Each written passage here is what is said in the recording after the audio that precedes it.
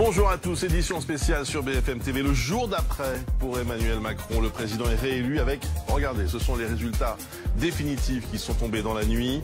Résultats définitifs de ce second tour, 58,54%. Ça représente 18 700 000 voix. Marine Le Pen obtient 41,46%, soit un peu plus de 13 millions de suffrages. Le chef de l'État a passé la fin de soirée et la nuit à la lanterne, la résidence présidentielle de Versailles. Elisa Bertholomé, vous êtes sur place pour BFM TV.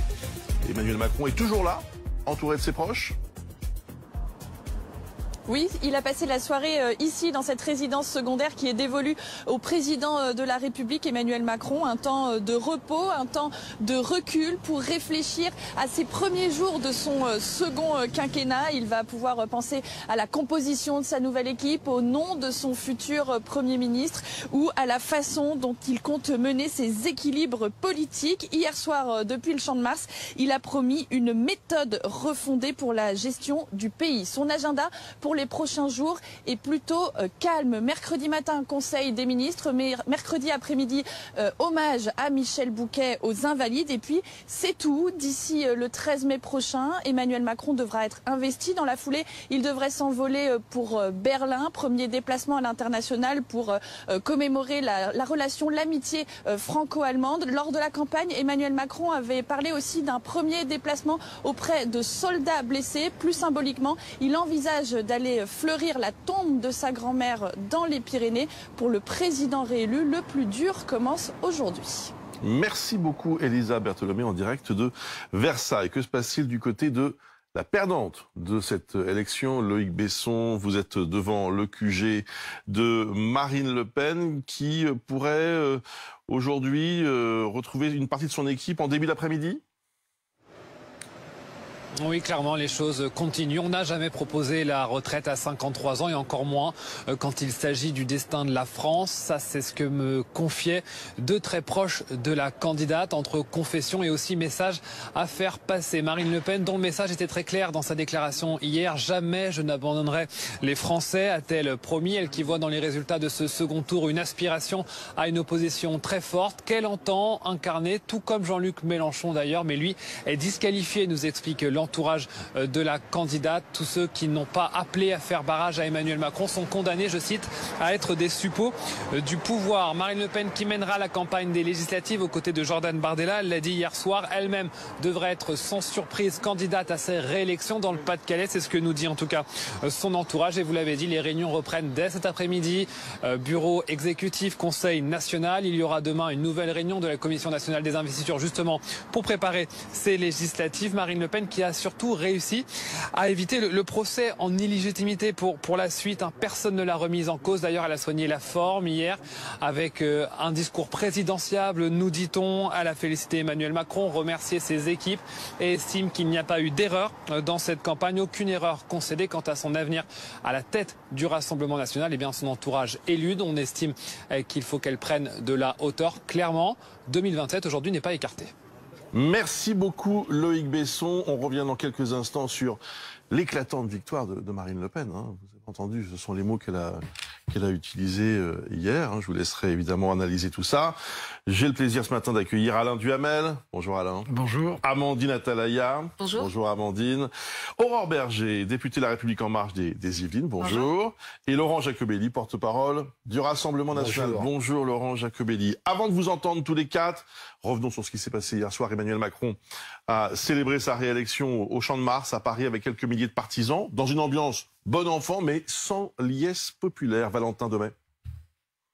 Le Champ de Mars pour décor et l'hymne européen en fond sonore, comme il y a 5 ans.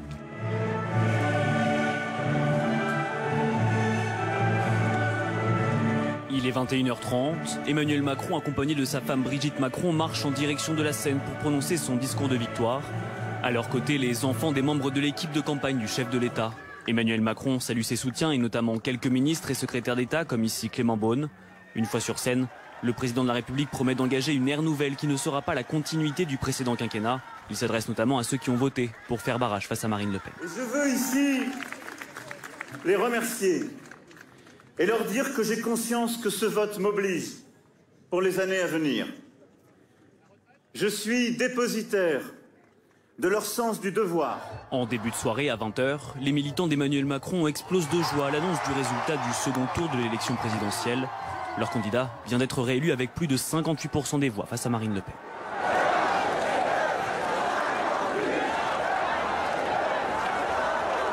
Beaucoup de joie, beaucoup de soulagement, parce que c'est vrai qu'on avait peur un peu, mais c'est bon, c'est cool, les résultats sont largement devant, donc c'est pas mal. Une victoire également saluée par plusieurs ministres. Le fait que notre pays n'ait pas basculé vers l'extrême droite, c'est quelque chose qui me fait infiniment plaisir. Vous avez parlé de continuité ? Oui, il y aura la continuité puisque c'est le président qui est réélu, mais il n'y aura pas la continuité dans la façon de mener l'action publique. Un changement de méthode pour Emmanuel Macron qui devient tout de même le premier président de la République réélu, hors cohabitation et au suffrage universel direct.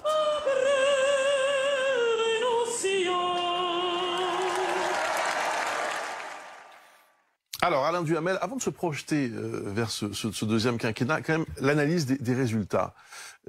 On entend un peu tout et son contraire depuis hier, que c'est un bon score pour un président réélu, ce qui n'était pas arrivé depuis Charles de Gaulle, pour une réélection. Bon, non, il n'y avait jamais eu un président réélu. Charles de Gaulle, la première fois, avait été élu par un collège de notables.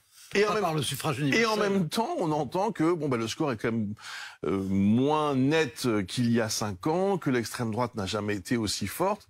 Quel est votre sentiment?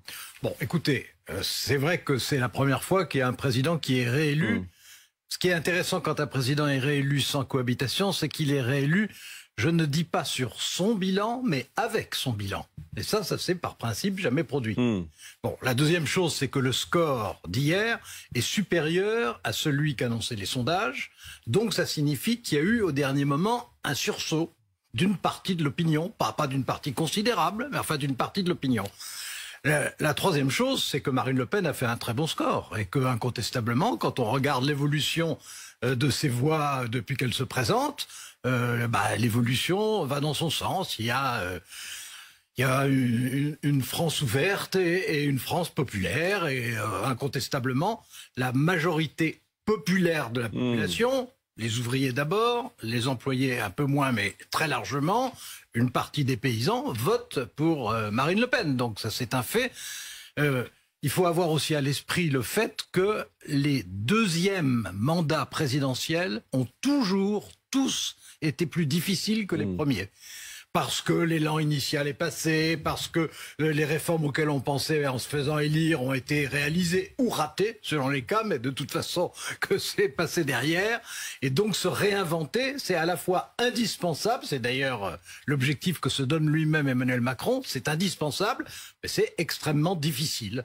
Alors, dernière chose qui est assez intéressante aussi, ce sont les réactions de la presse internationale, qui sont totalement convergentes. Il y a d'abord un énorme ouf, et il y a d'autre part, il va pouvoir jouer un rôle particulièrement important, en tout cas en Europe. Et visiblement, les journaux, qu'ils soient sociodémocrates, conservateurs ou populistes, les journaux européens en sont ravis. Bon.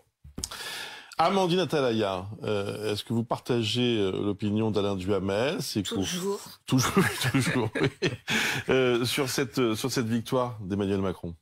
Oui, c'est évidemment. Ce qui est étrange, je trouve, c'est que on a en effet un très bon score d'Emmanuel Macron, plus de 58% des voix, et néanmoins très vite, il y a eu une telle violence et une telle agressivité parfois dans le discours des opposants pour dire qu'ils devaient entendre toute cette France qui n'avait pas voté et pour suggérer non pas une illégitimité d'Emmanuel Macron, mais une victoire en demi-teinte, que finalement ça a pris énormément de place et très rapidement dans les commentaires, peut-être un peu trop, parce que certes, on peut dire qu'Emmanuel Macron n'a pas de répit et n'a pas d'état de grâce, mais néanmoins, il faudrait quand même pas oublier ce que soulignait Alain Duhamel, à savoir qu'il est très bien réélu et que c'est même en soi d'ailleurs un exploit après toutes les crises qui ont été traversées pendant ce quinquennat. Crise des Gilets jaunes, crise sanitaire, crise ukrainienne. Donc Emmanuel Macron réussit un tour de force. Et néanmoins, maintenant, la question se pose de savoir, lui qui peut s'inscrire dans la durée puisqu'il a 2 mandats, qu'est-ce qu'il a réellement en tête pour réussir à unifier la France? Et là, franchement, il a donné très très peu d'indices hier soir parce que son discours était assez flou, un peu creux, et qu'on n'entend pas depuis ce matin. Agréablement court. Agréablement conçu, c'est vrai. Enfin, moi, ça m'a un peu frustré parce qu'on a eu peu d'indications sur la suite et on n'entend pas ce matin. Il n'y avait pas un élan. Voilà, les ministres ni les députés nous disent réellement comment il va s'y prendre. Vous avez peut-être entendu hier soir Jean-Luc Mélenchon dire c'est le président le plus mal élu. Alors ça, on a voulu vérifier quand même parce qu'on ne comprend pas très bien sur quoi s'appuie le chef des Insoumis. Parle-t-il par exemple du pourcentage de voix ? Bon, bah écoutez, non. Quand on regarde très précisément, on voit qu'il y a eu des présidents élus avec beaucoup moins de voix. Regardez, Valéry Giscard d'Estaing, c'est l'écart le plus faible, 50,8 en 1974. Bon, parle-t-il du nombre de voix ? Là non plus. On voit bien que avec 18 millions de suffrages, il est largement devant Georges Pompidou, par exemple, qui lui a le plus faible nombre avec 11 millions. Alors en revanche, pour ce qui concerne le pourcentage des inscrits, c'est un peu plus compliqué. 38,5% si on parle du pourcentage des inscrits. Vous avez bien compris la nuance, hein. Pas de ceux qui ont voté, mais de ceux qui sont inscrits. Mais il y avait un précédent, 37,5 là aussi pour Georges Pompidou en 1969. Donc là non plus, ça tient pas vraiment cet argument. Aurore Berger, comment réagissez-vous à cette soirée de fête un peu particulière ? C'est ce qui a été décrit, c'est-à-dire qu'on a un président de la République qui a réussi ce que d'aucuns pensaient impossible, à savoir être réélu hors cohabitation et être réélu avec un score net, là où on nous prédisait au soir même du premier tour une marge d'erreur, avec même une potentielle victoire de Marine Le Pen. Et là, on a un score quand même sans appel, avec plus de 58% des voix.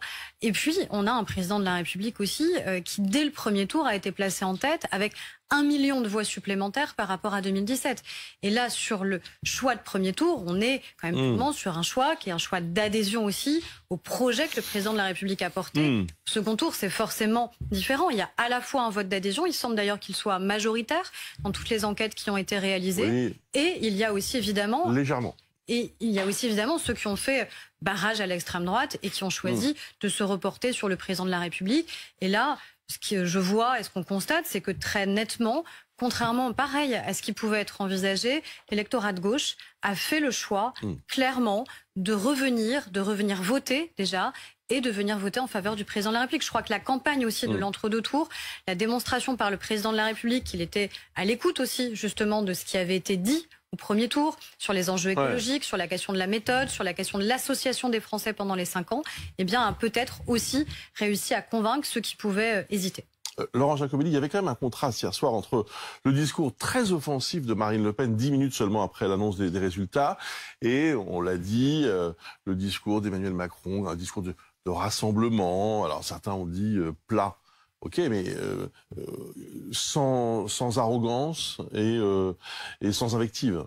Oh, sans invective, Bruce Toussaint, c'est votre analyse. Moi, quand j'entends Mme Berger et j'entends le président de la République hier dire à 13 millions d'électeurs qu'ils sont d'extrême droite, c'est-à-dire d'une manière ou d'une autre de les insulter, la réunion des Français commence bien mal. Le président qui a pendant 5 ans a divisé nos compatriotes recommence sur les chapeaux de roue. Je pense que hier, il y a eu un séisme quand même.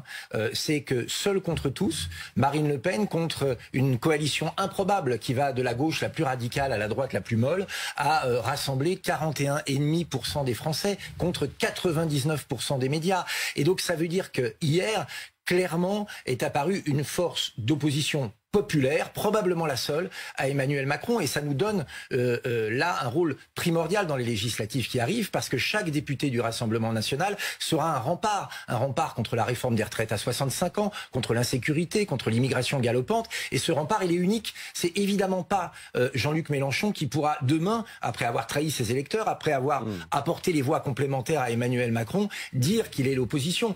Jean-Luc Mélenchon, c'est le supplétif du pouvoir qui lui amène le vote communautaire et le vote bobo. Eh bien, face à cela, il n'y a qu'une opposition, et Marine Le Pen, je crois, s'est montrée déterminée, vous l'avez dit hier, parce que les Français comptent sur nous. Déterminée au point même qu'on s'est demandé si elle avait bien compris pardonnez-moi de ce petit trait d'humour et d'ironie, le sens du résultat, puisqu'elle parlait, je vous le disais, d'éclatante victoire. C'est une victoire, oui. Un grand vent de liberté aurait pu se lever sur le pays. Le sort des urnes, que je respecte, en a voulu autrement. En dépit de 2 semaines de méthodes déloyales, brutale et violente, similaire à celle que subissent au quotidien les Français, les idées que nous représentons arrivent à des sommets un soir de second tour d'élection présidentielle. Avec plus de 43% des voix, le résultat de ce soir représente en lui-même une éclatante victoire.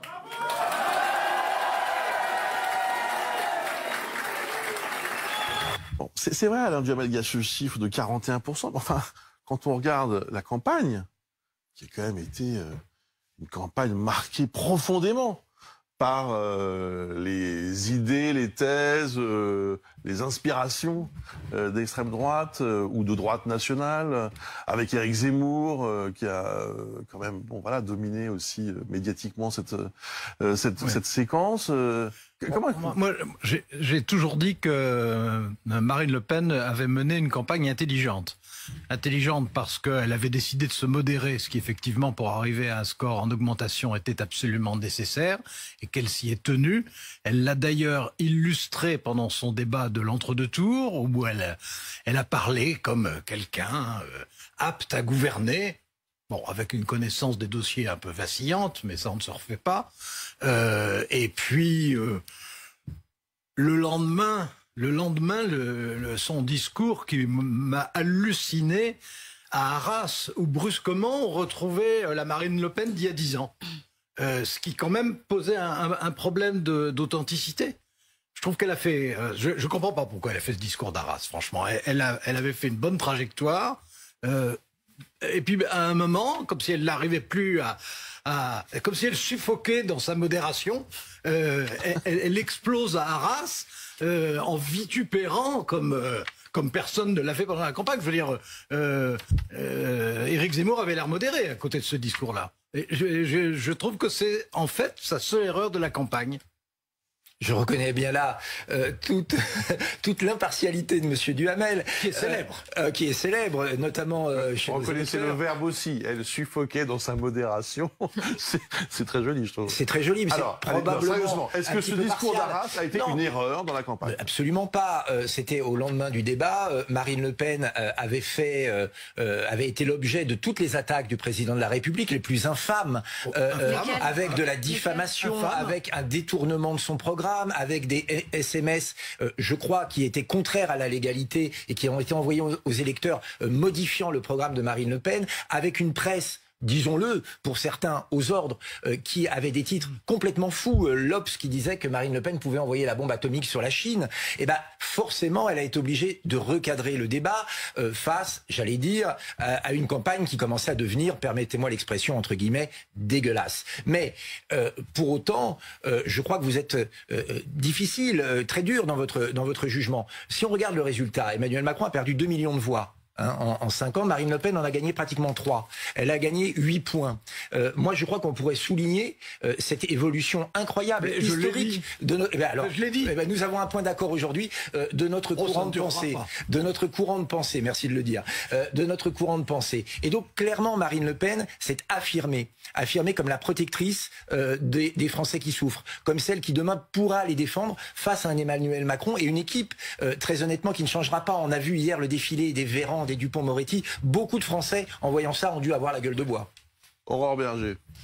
Ce qui est intéressant, c'est justement d'analyser les résultats. Quand on voit des terres qui sont des terres ouvrières, qui sont des terres qui parfois ont souffert la désindustrialisation, je pense à Sochaux par exemple, le président de la République qui est arrivé nettement en tête, même mieux que le score national qu'il réalise. Donc peut-être que les Français finalement n'ont pas considéré... Ce sont les résultats par département, pardonnez-moi de vous couper, mais c'est pour appuyer ce que vous disiez à l'instant, avec une France là, par département. Oui, mais elle est en tête cette fois dans 13 départements. La dernière fois en 2017, dans 2 départements seulement. C'était je conteste pas. Et en nombre de communes, c'est phénoménal. Parce que dans les départements, ce qui fait basculer en général les départements, ce sont les grandes villes, évidemment. Mais quand on regarde en nombre de communes, Marine Le Pen a atteint un record historique.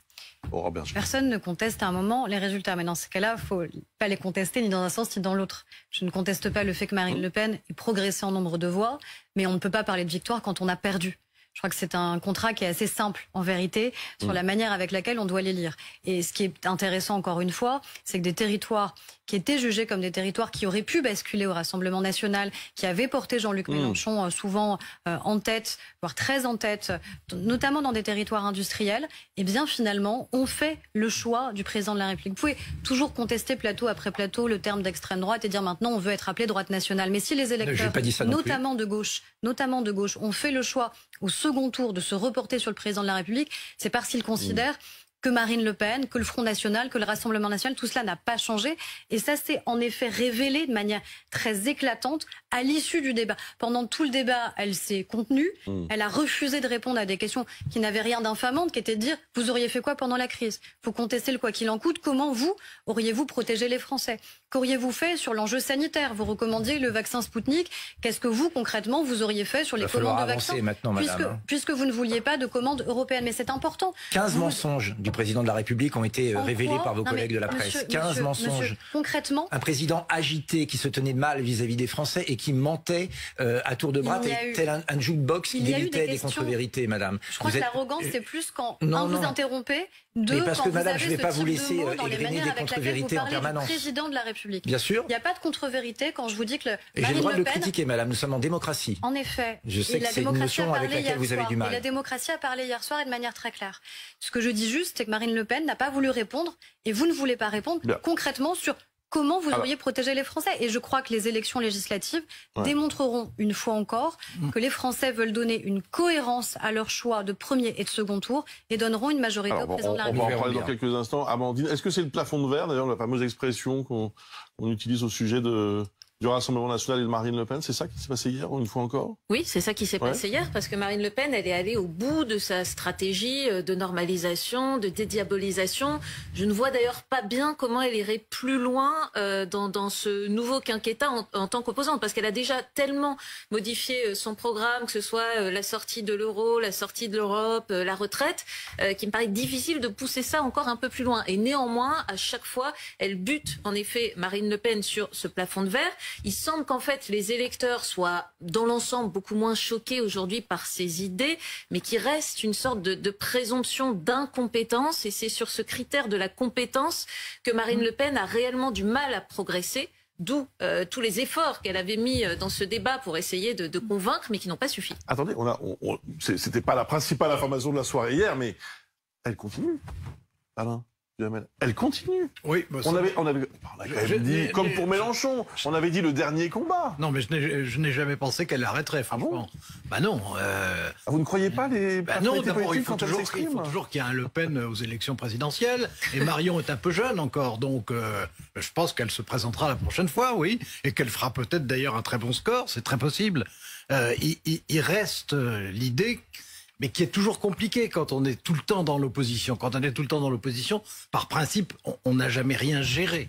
Bon, et tant qu'on n'a rien géré, et sauf à avoir une couverture technocratique que tout le monde n'a pas, et que d'ailleurs tout le monde n'a pas envie d'avoir, à ce moment-là, on est toujours vulnérable. Et c'est ce qui s'est passé pendant le débat. Pendant le débat, elle a été... courtoise, elle a été offensive comme c'est absolument non seulement son droit mais sa nécessité. Elle n'a pas été maltraitée d'ailleurs. Elle reconnaissait elle-même à la sortie que ça s'était passé correctement. Bon, mais elle n'arrivait pas à elle arrivait à convaincre de son envie, mais pas de sa compétence. D'un mot, parce que... Ouais, très rapidement, ce procès en incompétence, honnêtement, je ne peux plus l'entendre. L'équipe sortante, je crois, a un bilan qui montre que l'incompétence n'est pas forcément du côté que l'on croit, avec 600 milliards de dettes, avec l'explosion de l'insécurité. Je ne vais pas revenir là-dessus. Mais j'aimerais dire que... Mais je reviens sur le plafond de verre que vous venez de parler, dont vous venez de parler, pardon. Nous avions en face de nous une alliance qui était NPA, Lutte ouvrière, la France insoumise, le MoDem, l'UDI, la République en marche, les LR, Horizon, Agir, j'en oublie certains. Je pense que si on divise les 58% entre tous ces partis, aujourd'hui, le premier parti de France, la première force populaire, c'est clairement le Rassemblement national. Restez avec et ce n'est pas ce que j'appelle un plafond de verre de devenir le premier parti avec 41,5% des voix. Un plafond de béton, je ne sais pas, mais parce que vous butez dessus à chaque fois. Quand même. Mais vous verrez bien. Alors restez avec nous dans quelques instants. Suite de cette édition spéciale, bien sûr. On va s'intéresser maintenant à ce deuxième quinquennat. À quoi va-t-il ressembler? Avec quelle équipe Emmanuel Macron va-t-il gouverner? Que va-t-il va-t-il se passer pour les législatives? Évidemment, c'est la grande inconnue. Ce sera juste après cette toute petite pause et la météo. À tout de suite. Et hop, France Pare-Brise. En cas de bris de glace, du coup, vous êtes à l'heure pour votre programme avec France Pare-Brise et son intervention rapide. Regardez votre programme avec les modèles BMW 100% électriques.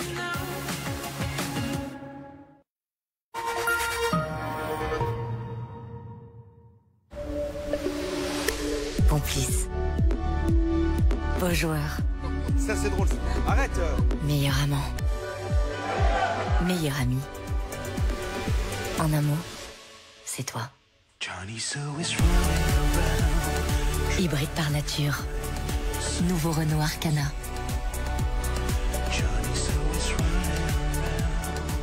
Découvrez nouveau Renault Arcana E-Tech hybride à partir de 249 € par mois. Fortunéo, c'est que je suis à la recherche de performance. Trophée d'or de l'assurance vie pendant 15 années consécutives et meilleure banque 2022. Fortunéo, j'aime ma banque.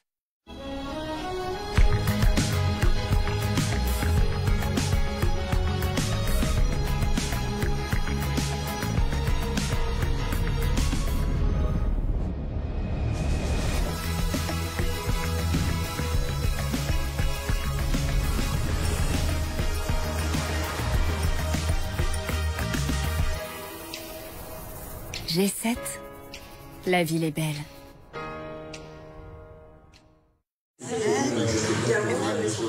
Moi je suis arrivé, on a parlé affaires et quand j'ai vu le tarif de la Massif, ça a été le bon plan. D'accord, le tarif est important aujourd'hui pour tout le monde, mais c'est vrai que quand on voit tout ce qui est assuré et les avantages...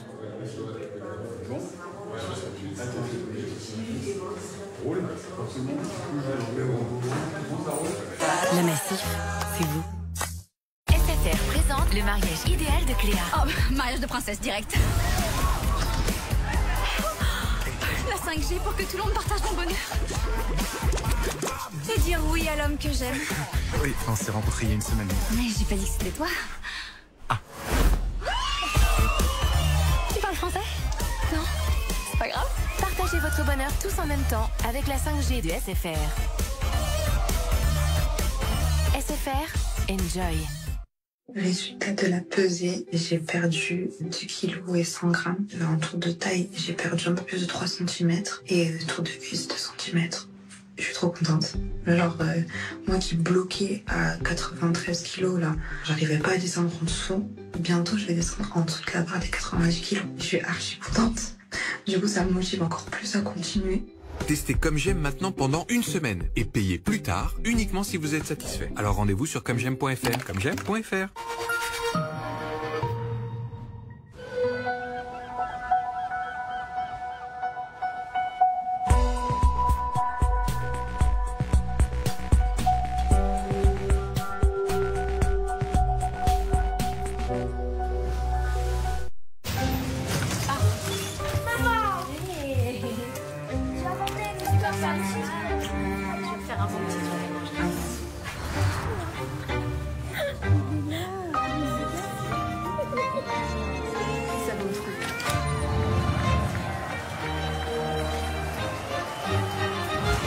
Chez CNP Assurance, nous savons que vos vies ne rentrent plus dans des cases, mais nous sommes toujours là pour les protéger.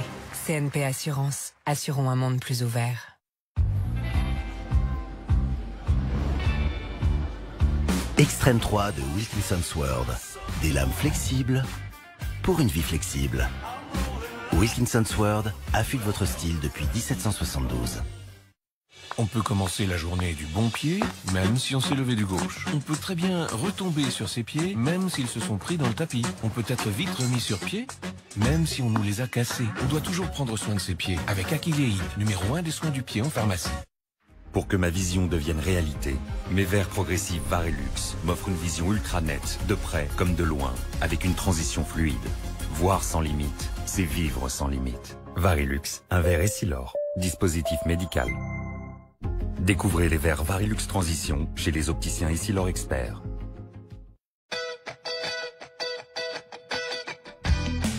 Prenez soin de votre jardin grâce au sécateur à enclume ou Bypass Parkside.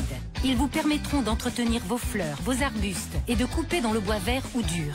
Ces outils seront vos parfaits alliés pour embellir votre jardin.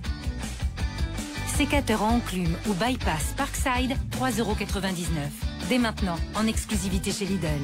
Lidl, le vrai prix des bonnes choses. Supermarché concerné sur Lidl.fr. Roventa présente X-Force. Sa mission, un nettoyage impeccable. Utilisez son écran pour contrôler son autonomie et sa puissance. Sa brosse motorisée à éclairage LED traque même la poussière cachée. Et avec la technologie Flex, vous allez toujours plus loin. Plus rien ne vous arrête. X-Force de Roventa.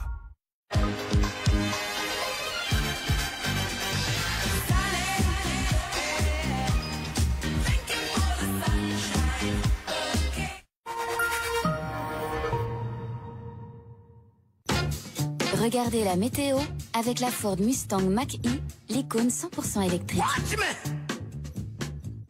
Et hop, France Pare-Brise. En cas de bris de glace, du coup, vous êtes à l'heure pour la météo avec France Pare-Brise et son prêt de véhicule.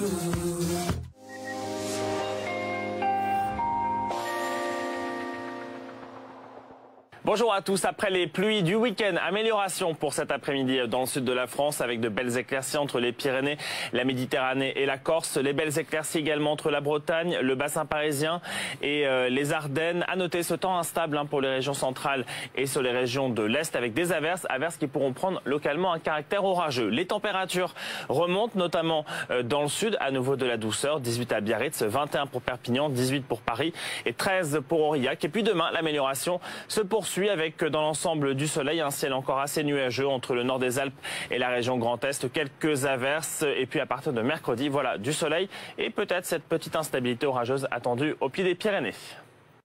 Vous avez regardé la météo avec la Ford Mustang Mach-E, l'icône 100% électrique.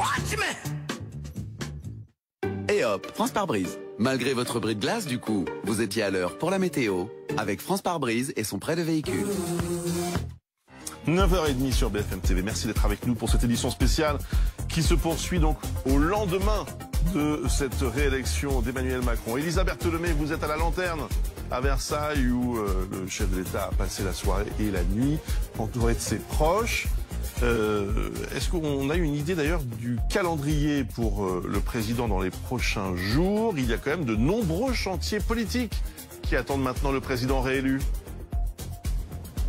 Oui, et le principal et le premier d'entre eux, c'est bien sûr quelle équipe pour incarner ce début de second quinquennat, quel Premier ministre nommé, comment respecter les équilibres politiques alors qu'Emmanuel Macron a fait le plein de voix à droite lors du premier tour et n'a cessé d'envoyer des signaux à la gauche dans cet entre-deux tours. Qui pour incarner la transition écologique tout en faisant voter la réforme des retraites. Ce nouveau casting gouvernemental, on ne le connaîtra pas tout de suite. Vendredi, depuis Figeac, Emmanuel Macron a déclaré que cette semaine serait une semaine de transition et que Jean Castex resterait en poste au moins jusqu'au 1er mai. L'autre chantier sur lequel va devoir se pencher le chef de l'État, c'est bien sûr les législatives. Quelle majorité pour le président réélu? Quel rapport de force entre les différentes composantes de cette majorité? Le soir du premier tour, Emmanuel Macron avait dit vouloir créer un grand mouvement politique d'unité et d'action. Le chef de l'État, fin connaisseur de la carte électorale, va regarder de près la liste des candidats investis. Une première salve d'investiture devrait être dévoilée dès cette semaine. Merci beaucoup Elisa Bertholomé en direct de Versailles. Comment avez-vous, vous qui nous regardez, vécu cette soirée électorale? Comment ce matin allez-vous en parler autour de vous, en famille, au bureau, entre amis? Chloé Giraud est dans la capitale, au contact de ces électeurs peut-être, voire de ces abstentionnistes qui ont forcément un avis sur ce résultat, Chloé. Oui, tout à fait. Alors déjà, pour les Français qui n'auraient pas pris connaissance encore du résultat, bon, je pense qu'il n'y en a pas beaucoup, mais voilà, on a déjà les unes de la presse qui sont placardées sur les kiosques avec ce président Emmanuel Macron fraîchement réélu pour 5 ans. Alors nous, les Français qu'on a rencontrés ce matin dans la capitale, le sentiment qui domine, c'est plutôt le dépit, la résignation. On a rencontré d'ailleurs des abstentionnistes qui nous disent clairement qu'ils n'ont pas voulu faire ce vote de barrage, ce vote par défaut en fait. Et puis aussi un vote finalement, enfin une élection, un résultat sans grande surprise. Bonjour Manuel. Vous, c'est un petit peu la réaction que vous avez, c'est sans surprise ce résultat finalement? Oui, en fait, je sais pas si c'est du dépit, mais c'est un peu une élection par défaut. On est reparti pour 5 ans, mais sans vraiment... j'ai pas non plus senti que pendant l'entre-deux tours, il y avait un vrai changement de politique, donc je pense pas qu'il y aura un vrai changement de politique pendant les 5 prochaines années. Donc c'est vrai que c'est une victoire par défaut. Est-ce que c'est pire qu'il y a 5 ans où Macron est passé aussi face à Marine Le Pen? Il y a une progression quoi qu'il arrive dans les 5 dernières années et le pourcentage se réduit, donc à voir ce qui sera dans 5 ans et aux législatives aussi. Donc c'est affaire à suivre, on va dire, mais c'est vrai qu'il n'y a pas une grosse excitation. Merci beaucoup Manuel. Voilà, donc des Français pas forcément très emballés non plus par le résultat de cette élection présidentielle, ce qui reflète bien finalement les chiffres, puisque 28% de Français ne se sont pas exprimés dans les urnes hier. Merci beaucoup Chloé Giraud. Alain Duhamel, est-ce que c'est le propre de toute réélection de ne pas susciter comme ça un enthousiasme délirant? Oui, c'est absolument la règle. Après, quand il y a réélection, il y a plus de surprise, il y a plus de découverte. Je dirais même, ce qui est le plus grave souvent, il y a plus d'espérance. Une première élection, il y a toujours une espérance. Elle est fondée ou pas, ça c'est une autre affaire.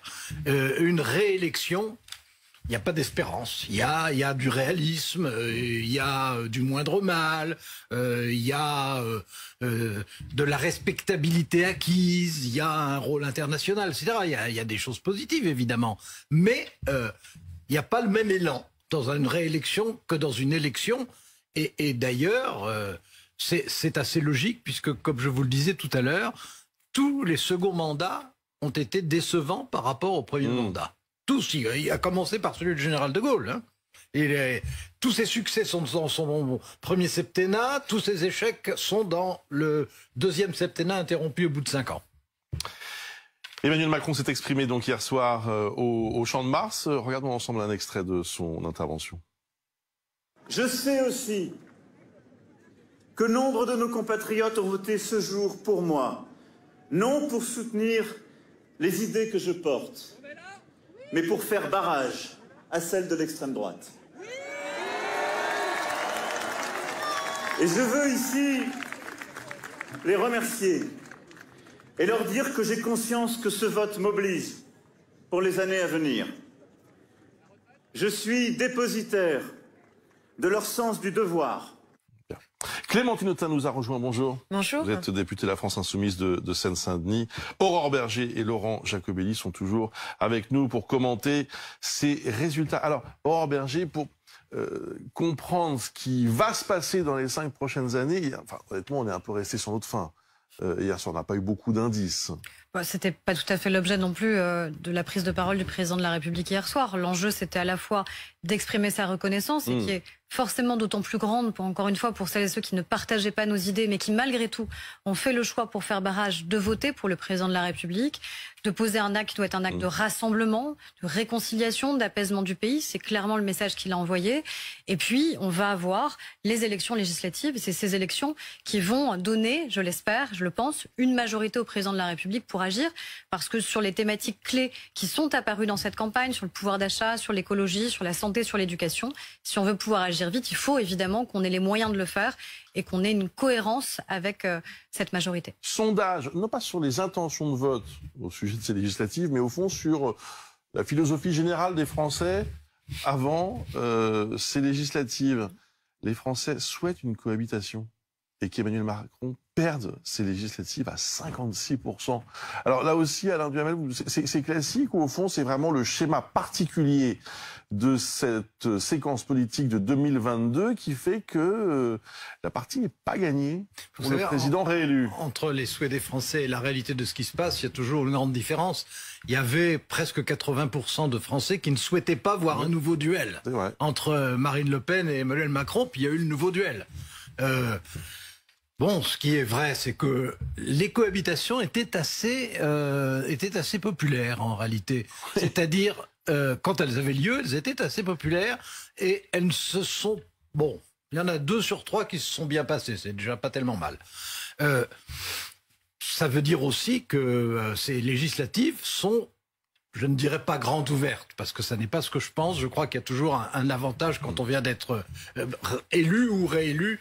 Il y a un avantage pour les législatives qui suivent. Mais c'est plus ouvert que ça l'était jusqu'à présent, parce qu'il y a 3 blocs de taille pas égale, mais équivalente, comparable, et que donc ça par la force des choses, ça ouvre des possibilités qui n'existaient pas dans les élections équivalentes à celles qu'on va avoir maintenant. Alors, cela étant, il faudra voir quels sont les thèmes qui se dégagent vraiment, quelles sont les propositions d'Emmanuel Macron, qui va mener la campagne pour le camp Macron, est-ce que c'est le prochain Premier ministre? Normalement, c'est ça la logique. Tout le monde n'est pas capable de mener une campagne législative, hein. C'est compliqué, il faut mieux être expérimenté, il faut mieux être éloquent, il vaut mieux être habile, toute qualité qui se concentre rarement en une seule personne.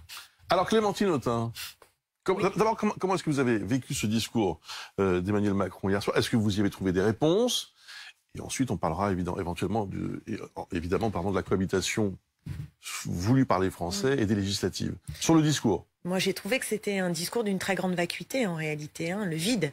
Il dit cette élection m'oblige, et on se demande toujours à quoi elle l'oblige. On ne voit pas du tout, il n'y a pas eu une once de contenu, et c'est, à mon avis, ça n'a d'égal cette vacuité que la violence politique qui risque de se poursuivre si Emmanuel Macron a une majorité en juin. Et c'est là le point majeur, c'est qu'hier, et ça c'est sans doute inédit pour un soir d'élection d'un président de la République, c'est-à-dire que dès 20h15, tout le monde avait lancé, les oppositions, et notamment les 2 autres blocs, ont lancé la course aux législatives, parce qu'il y a malgré tout un suspense. Ça avait été lancé avant par Jean-Luc Mélenchon, vous avez raison. Entre les 2 tours. Nous avons un temps d'avance, merci Alain Duhamel. Ça ne nous avait pas échappé. Ah non, c'est vrai.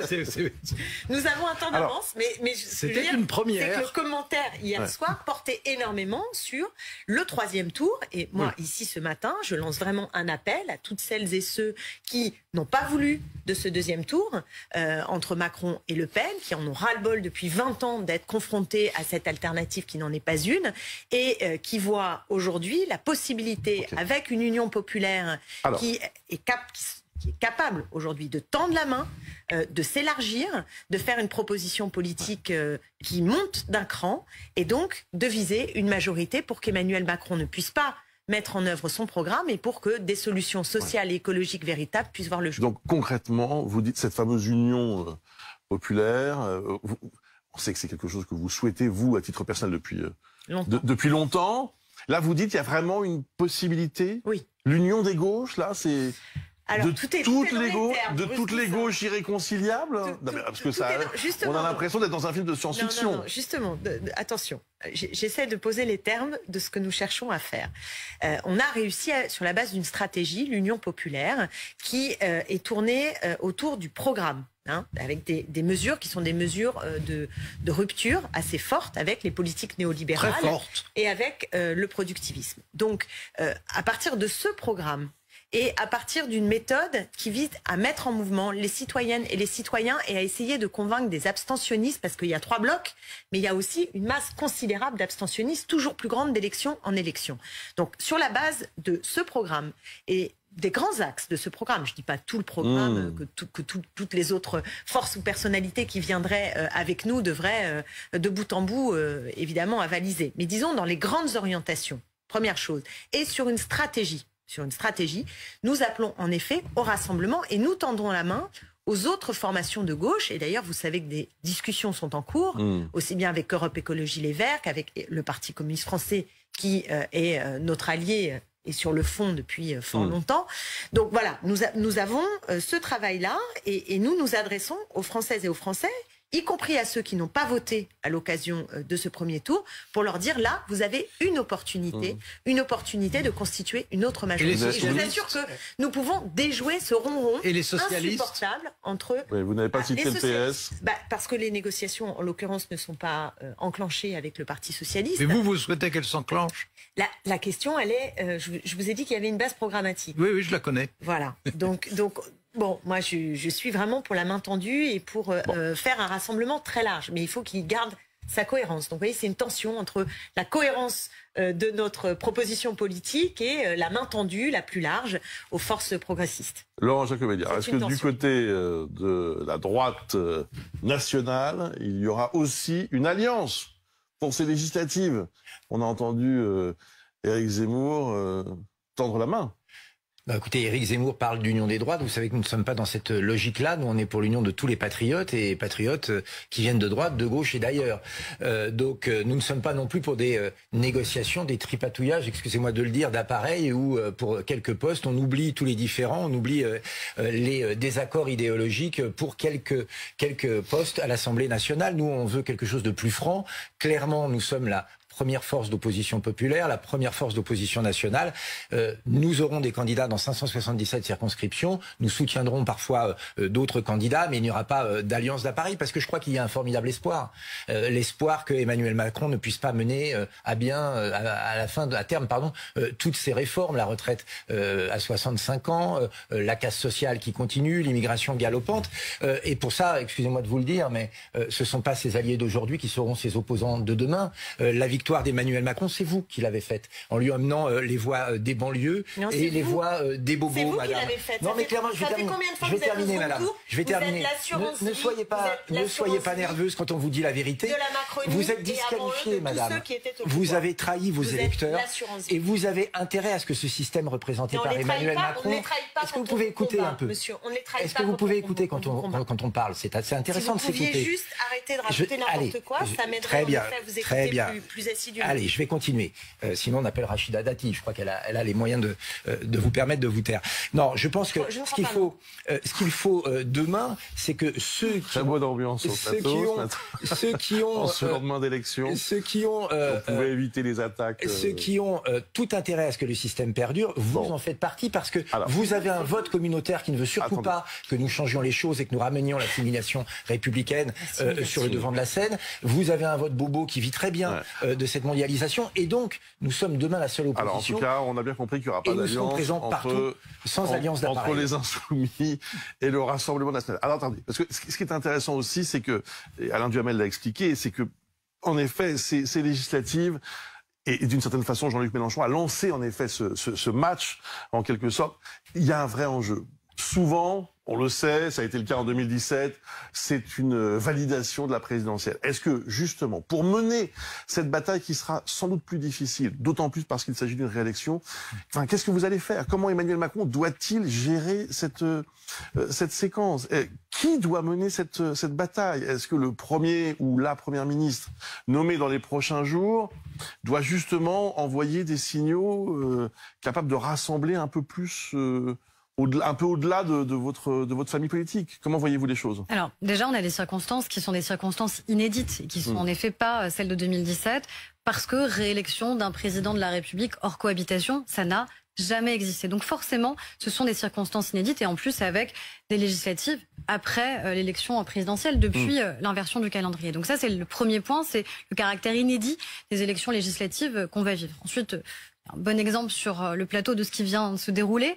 Vous montrez à la fois un sondage qui dirait que les Français souhaitent une cohabitation et vous voyez bien que c'est compliqué de dire avec qui cette cohabitation pourrait exister demain. Qui en serait le leader naturel de l'opposition? Peut-être pas. Il y a d'autres forces politiques dans notre pays. La cohabitation, ça sera forcément avec l'un ou l'autre. Je n'en sais rien parce que déjà, je ne pense pas qu'elle existe. Et ensuite, je pense qu'il y a plus de forces politiques et que vraisemblablement, il n'y a pas une union à gauche et il n'y a pas une union d'extrême droite ou de droite nationale, etc., quels que soient les termes que vous souhaitez qu'on puisse utiliser.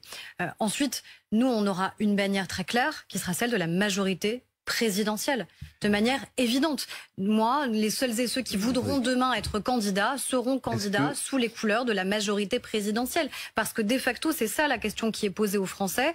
Et pour le coup, là-dessus, on sera d'accord. Est-ce que vous souhaitez donner une majorité ou non au président de la République? Mais nous aussi, nous aurons une bannière extrêmement claire. Est-ce que oui ou non, vous voulez donner une majorité pour l'Union populaire avec, pour Premier ministre, Jean-Luc Mélenchon? C'est extrêmement clair. Et c'est un rassemblement qui peut être très large et victorieux en juin. Voilà. Les forces de gauche au premier tour, c'est 30%. Je pense que les trois blocs, c'est pas plus de 50%. Qui ont émergé à l'occasion de cette élection présidentielle, de cette campagne. C'est nouveau dans le paysage politique, parce qu'on a un effondrement du Parti socialiste et de la droite classique qui est maintenant avéré et qui a quand même gouverné pendant des décennies ce pays. Et donc nous sommes devant un nouveau paysage politique. Et c'est un paysage politique très singulier. Donc il ne s'agit pas de tripatouillage. Il n'y a pas de tripatouillage, c'est justement ce que nous ne voulons pas faire, c'est des accords au sommet entre appareils uniquement et non pas un accord qui emmène largement dans la société sur des bases politiques qui soient des bases politiques claires, d'orientation émancipatrice face à vous qui avez fait une casse sociale effrayante et une inaction climatique, et face à l'extrême droite qui, encore là, vient de nous bassiner avec ses obsessions identitaires et racistes. Voilà, c'est ça, c'est ça le sujet. Madame, attendez, on va pas refaire le débat. Je ne vais pas me laisser traiter de raciste, Monsieur Bruce Toussaint, sur votre plateau. Madame, mesurez vos propos. Si, mesurez vos propos. Je sais que vous êtes affidé au pouvoir en place. Je crois que plus personne n'est dupe, mais pour autant, ne reprenez pas certains termes offensants pour nos électeurs, pour nous-mêmes. Voilà pour la mise au point. Je crois que si aujourd'hui certains flirtent avec des idées nauséabondes, c'est de votre côté, madame, qu'il faut aller les chercher. Benoît Galeret nous attend pour nous parler de la soirée sur les réseaux sociaux, parce que ça a suscité énormément de réactions, évidemment. Benoît, alors, les internautes soulagés, agacés, comment ont-ils réagi?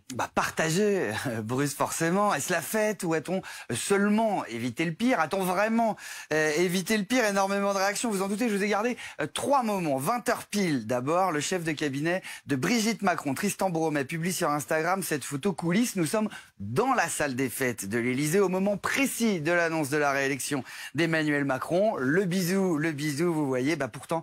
Beaucoup n'ont pas le cœur à rire. Je vous cite François, le plus liké. Étrange et dérangeante soirée électorale, bien peu de joie dans le camp du vainqueur, une forme de soulagement du côté de celle qui a perdu et ce sentiment assez général que le plus dur est sûrement devant nous. Sentiment mêlé là aussi lors de la cérémonie qui a suivi au Champ de Mars. Sur quel pied danser, Même l'hymne à la joie prenait des airs de marche funèbre malgré son titre. Longue entrée du président entouré d'enfants. Pas mal, le nouveau clip des Kids United, ironise Quentin. À gauche, on grince que c'est peut-être un hommage au fil d'attente des étudiants devant l'aide alimentaire. Mathieu salue au contraire l'énorme dévouement du couple Macron qui accompagne une sortie scolaire alors qu'on est quand même en pleine soirée électorale. Il y avait un petit côté Rattenfänger, le joueur de flûte de Hamelin qui a surpris. Qui sont ces enfants debout si tard un dimanche soir? Image très émouvante, coupe court à cet internaute de Macron avec des gens qui prendront leur retraite vers 80 ans. Pas rancunier, c'est vrai.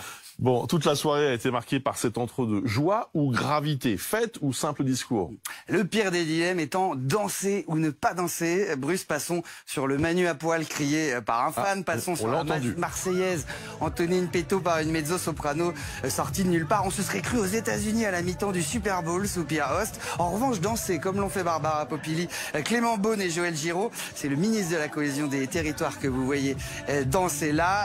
Les ministres d'Emmanuel Macron ont parfaitement compris la gravité de l'instant, ça Gaspol, puisque les voilà dansant la Zumba devant la Tour Eiffel. 42% de vote pour l'extrême droite et tu mets un DJ sur le Champ de Mars comme si on avait battu le Brésil en Coupe du Monde. On est déjà fatigué, confirme Michael, et Tania d'ajouter, il y a quand même un taux d'abstention inégalé depuis 69, l'extrême droite au plus haut depuis la Libération, des millions de Français qui se sont fait violence pour aller faire barrage. Et ça danse. Ne vous inquiétez pas, internaute, Rachida Dati veille, la maire du 7e arrondissement et donc de la Tour Eiffel. Quand elle voit ces images alors qu'elle fait le tour des plateaux télé, elle prévient direct, faudra arrêter la musique à 22h et nettoyer le Champ de Mars après. Autant vous dire que les marcheurs ont levé le camp hélico. Bruce, vous y étiez à 23h, c'était plié, plus rien. Personne ne veut s'embrouiller avec Rachida Dati sur Twitter. Pour finir, direction la lanterne, la résidence présidentielle près de Versailles où Emmanuel Macron a fêté sa réélection en famille. Oui, c'est bien la lanterne, au moins il a évité le Fouquet's, grince Sylvain, allusion bling bling à la soirée de victoire de Nicolas Sarkozy sur les Champs-Élysées. La dernière fois, Emmanuel Macron avait lui aussi choisi un restaurant parisien, la Rotonde. 2022, là, c'est beaucoup plus petit comité, alors d'aucuns déplorent le symbole, il n'y a pas eu de bain de foule, non, il a filé à Versailles, la royauté, tout ça. Les aristocrates à la lanterne lancent par exemple Alexis Corbière et les réseaux d'essayer de se rassurer en citant la suite, vous en souvenez, ça ira. Merci beaucoup Benoît Galeret. Alain Duhamel, d'un mot, est-ce que l'audace doit primer maintenant pour Emmanuel Macron avant ces législatives risquées? Non, je dirais pas du tout l'audace, je dirais l'inventivité, c'est autre chose, parce que l'inventivité n'est pas forcément déraisonnable. L'audace, dans les circonstances actuelles, je crois pas que ce soit ça l'essentiel. Vous savez, c'est beau l'audace, Alain Duhamel.